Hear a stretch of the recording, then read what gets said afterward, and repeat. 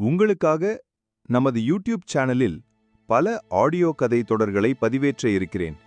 ஆகையால் நமது சேனலை சப்ஸ்கிரைப் செய்து கொள்ளுங்கள்.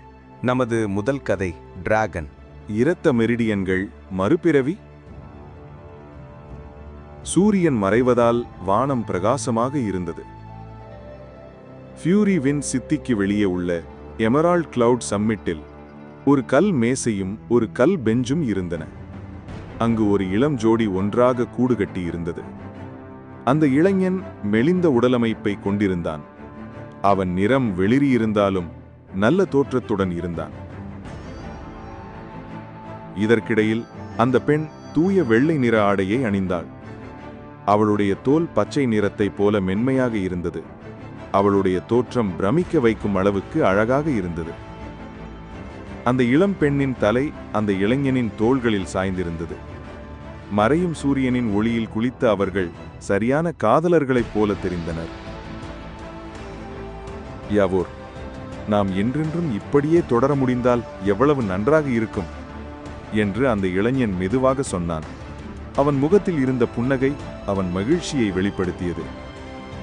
சகோதரர் மிங், நிச்சயமாக நம்மால் முடியும்.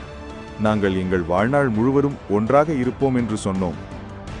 அந்த பெண்ணின் முகத்தில் இருந்த புன்னகையை பார்த்து லூ மிங்கின் பார்வை இன்னும் மென்மையாக மாறியது. அவள் மென்மையான கையை பிடித்துக்கொண்டு,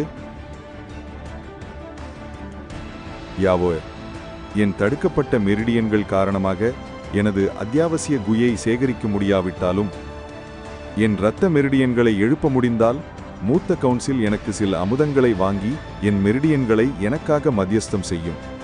பின்னர் நான் பயிரிட முடியும். நான் நிச்சயமாக ஒரு அதிகார மையமாக மாறுவேன். உங்கள் வாழ்நாள் முழுவதும் உங்களை பாதுகாப்பேன். நன்றி சகோதரர் மிங். சகோதரர் மிங், உங்கள் தந்தையின் இரத்த மெரிடியன்களை வைத்திருப்பதை ஒரு மெரிடியன் சோதனையாளர் உண்மையில் கண்டுபிடித்தாரா என்று அவள் கேட்டபோது லூ யாவோவின் கண்கள் ஒரு தொடுதலான பார்வையுடன் இருந்தன. அதுதான் யாவோயர். அதனால்தான் எதிர்காலத்தில் உங்கள் மனிதன் ஒரு அதிகார மையமாக இருப்பான். லூமிங்கின் முகத்தில் ஒரு தன்னம்பிக்கை புன்னகை உருவானது. கல் மேசையின் மீது ஒரு கோப்பையை உயர்த்தியபடி லூ யாவ் மென்மையாக சிரித்தாள். அந்த கோப்பை நன்கு அறியப்பட்ட இரத்த ஆர்க்கிட் மதுவால் நிரப்பப்பட்டிருந்தது. அது ஒரு மெல்லிய நறுமணத்தை வெளிப்படுத்தியது.